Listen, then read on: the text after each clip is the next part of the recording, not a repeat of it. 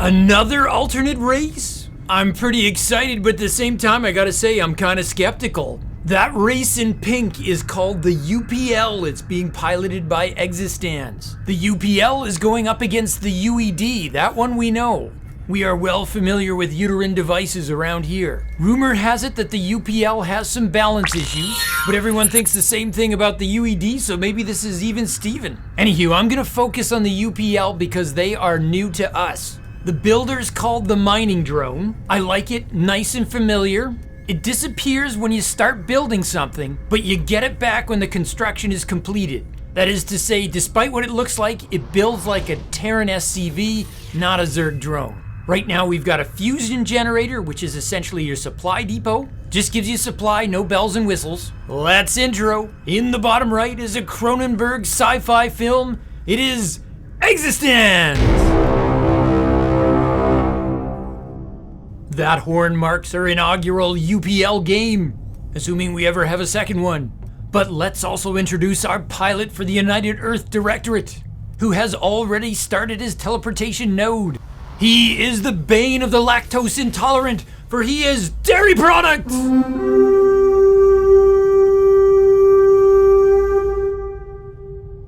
And he's just taken his natural, which is gonna get immediately spotted by ExistanZ Scout. DairyProduct, of course, is the Australian streamer, best known to us as You, or Magical Cookie, or the man with 1,000 names. The thought of DairyProduct playing the UED is just terrifying.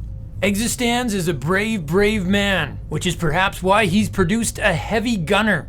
While I was yakking, he went and made himself a billet, which is essentially your infantry production facility. It's much like a barracks. I have to say, I really like the naming conventions used by the UPL in its design. It's very intuitive. If you enjoyed Terran mechanics, much of the UPL is gonna make perfect sense to you. All right, DairyProduct is sending over a GARM, just one though. Remember, UED has that double production capability. The UPL does not. He has to put on his pants one leg at a time. But he got a head start and he's got 3 heavy gunners out. That GARM is not well matched up here. Oh, he does the burrowing charge too early and he just gets picked apart. But I suppose he did get some valuable scouting information. And now he's making strike troopers 2 at a time. And he's already going to work on his tactics academy. ExistanZ going up to 3 billets. He's having those personally, lovingly handcrafted by aerial drones. You'll see his gas geysers have exhumers on them, very much identical to a refinery near as I can tell. There's those building drones up close. I hope the UPL isn't being affected by the recent chip shortage. Those drones are just cool cosmetic effects. They don't actually attack or anything. They disappear once the building's done. 5 heavy gunners with a forward position for ExistanZ. The UPL actually has a unit called the Shock Trooper, which only costs 45 minerals, making it the cheapest infantry I've ever seen. Tactics Academy is done for the UED, and now DairyProduct's teching up to a field bureau. That's gonna let him unlock the Political Advisor, a unit we don't get to see very often. He's kinda like the party bard. He has a buff ability called Inspire. Both our players stalking infantry right now. Both our players being a little bit passive in the opening moments, which is good, giving me a second to actually explain what's going on. More fusion generators for ExistanZ. Again, they're really just good-looking supply depots.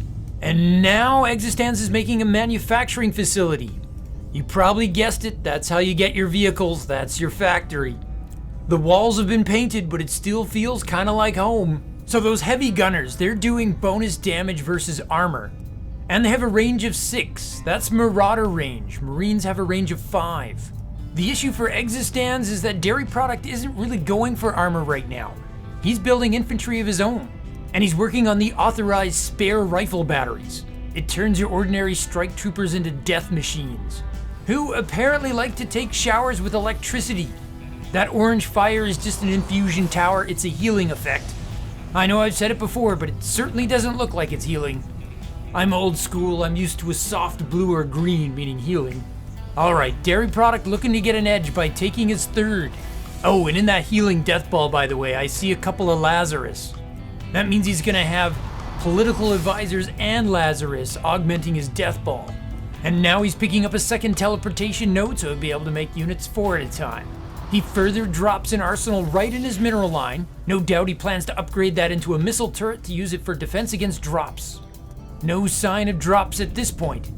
ExistanZ is clearly going bio as he keeps adding those billets. They seem to be nice and small, they don't need add-ons, and the infantry build times seem rather short. But he's certainly gonna need a big swarm because his opponent's infantry is all but unkillable. But hold the phone though, ExistanZ has added motor troopers. That is a really cool unit. It's a bio unit that acts a bit like a Terran tank. You gotta siege it up. The troop puts down his motor and then he shoots an arc fire. High damage, but he can't move while he's using it. Non-mobile bio.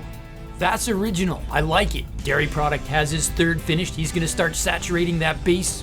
Meanwhile, the infusion tower continues to burn the UED alive. I love that the strike troopers have the spare rifle batteries upgrade, which sounds so innocuous, but it really makes them better. Cranks the range all the way up to 9 and gives them bonus against armor. Oh, here we go, ExistanZ pushing out. If he hits the third, this could be good. If he goes for the natural, he's gonna hit the defense. Spoke too soon, DairyProduct spotted it.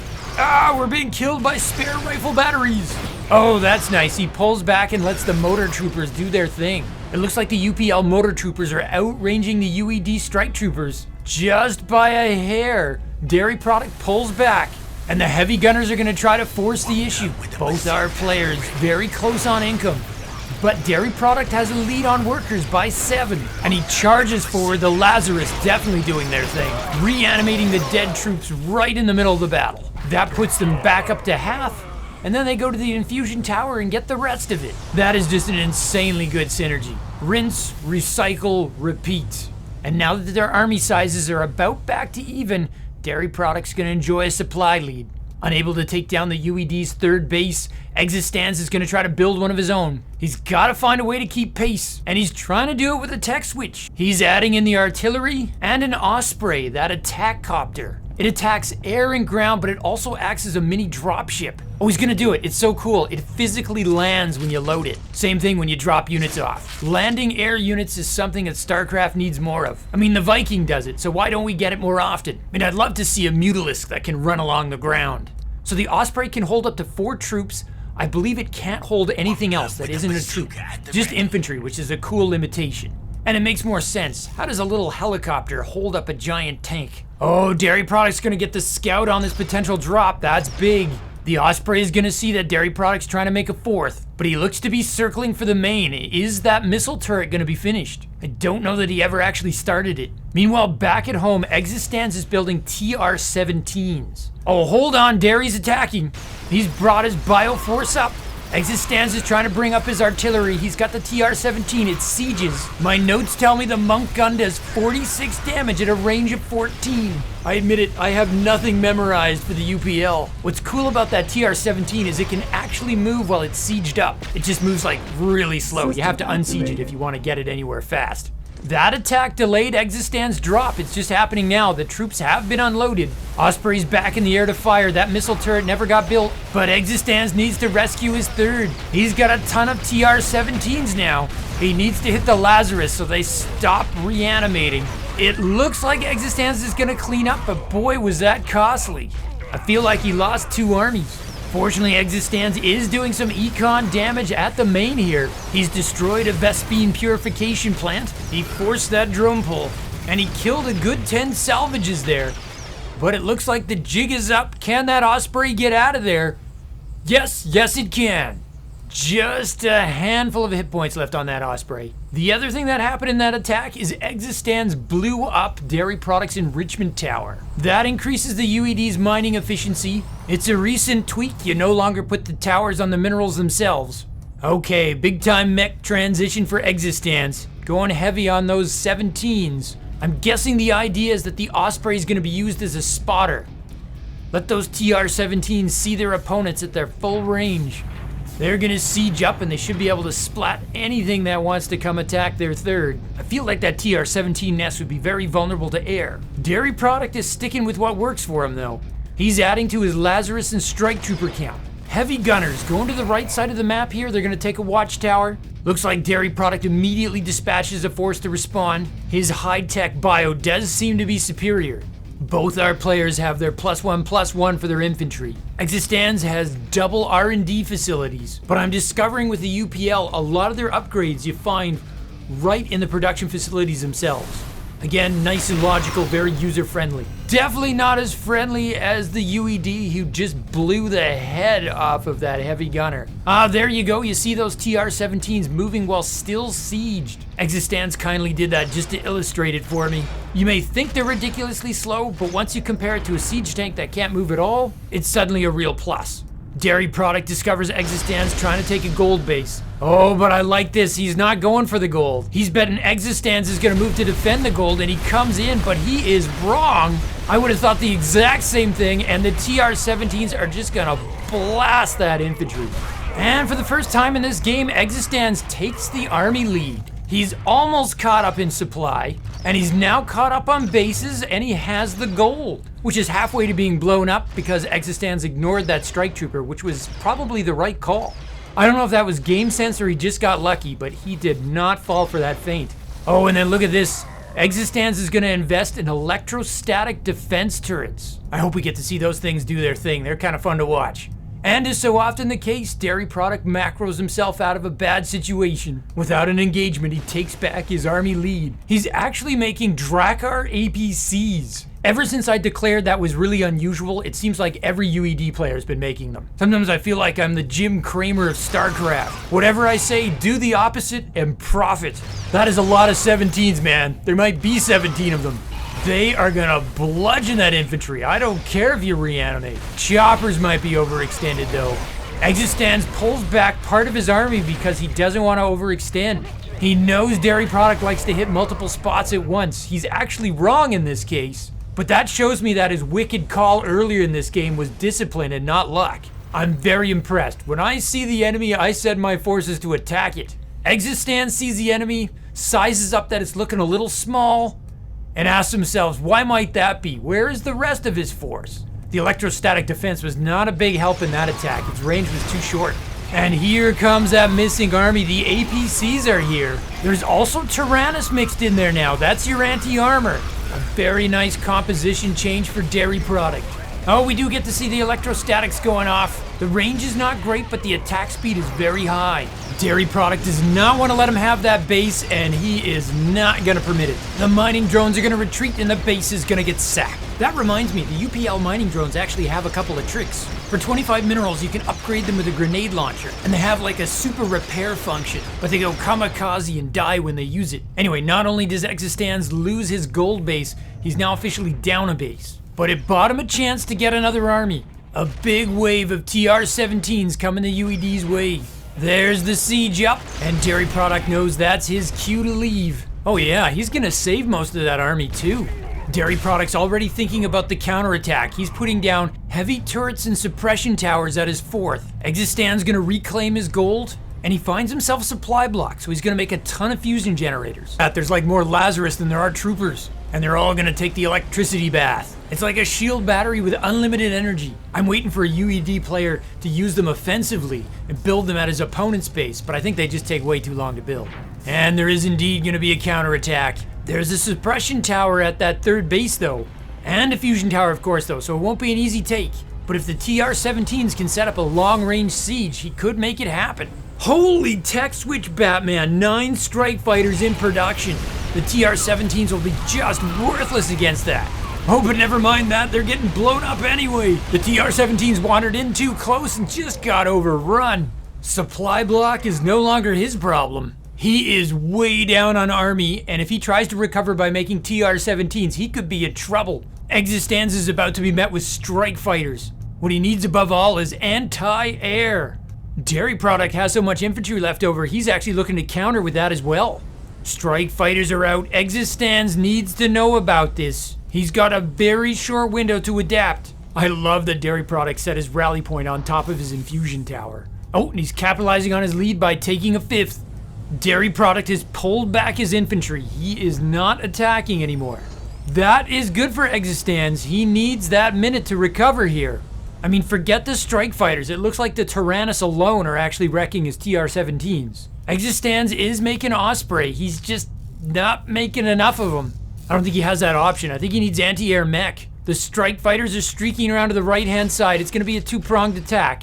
ExistanZ did build some electrostatic turrets to protect his main. TR-17s are going to catch the bio. That's a good start. DairyProduct is maxed, and each of his two-pronged forces are terrifying. That red ring is the Onward's comrades. It's the inspiration buff that makes his troops go faster. It's like a very short but powerful stim, only without the damage. And DairyProduct fights his way to the high ground. He reaches the third. There's a lot of artillery there though, but a lot is not necessarily enough. Meanwhile, the strike fighters have hit on the right-hand side. They cut through the defense like it was paper, and there is nothing there. ExistanZ is getting hollowed out. DairyProduct begins the ritual of feeding upon his carcass. The Osprey pull back to defend, but there is just not enough of them. He's gonna try some kiting. We'll have to check the range numbers on that, but the strike fighters do not appear to care. ExistanZ army has vanished, and the strike fighters have reached the workers, and it's GG! DairyProduct pilots the UED to victory, and no, we do not have a screen for that. Speaking of victory screens and graphics, you may have noticed the lack of an intro to this game. I got some advice that wind-up graphics are taboo now. Everyone wants to get right into the game, so I'm giving that a try. I'm not intentionally becoming lazy. Anywho, I was very happy to see a new race in play. The UPL seems to look and feel very familiar, yet it has a number of cool, new and unique ideas to keep me interested.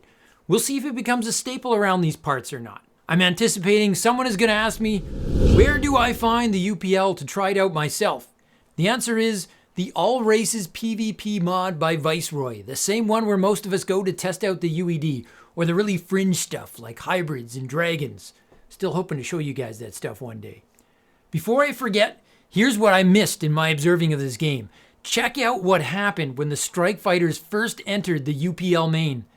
There were 3 electrostatic defense turrets there, but they just got overwhelmed. Their short range and low damage was just not enough to deal with that many strike fighters. As such, they kind of turned out to be useless. Well, not entirely useless. I assure you that the UPL were 100% defended from static electricity. None of their laundry was stuck together at any point in the game, and that is important.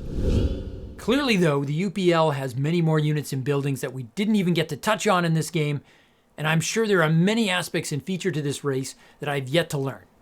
If you'd like to see more, do let me know. I know we're overdue for some Chiron. And how about even a proper pro game with, say, I don't know, Protoss? So much to watch, so little time. We'll try to keep doing our best to find you cool stuff to watch. So have yourself an awesome evening, and from my base to yours, ZugZwang out. To continue your StarCraft journey, Nova advises you to click the video in the upper rectangle. But Kerrigan warns you to watch your 6 and click the video in the bottom rectangle. Or you can stimpack your StarCraft experience. Subscribe to ZugZwang StarCraft. Just hit the circle. From my base to yours, ZugZwang out.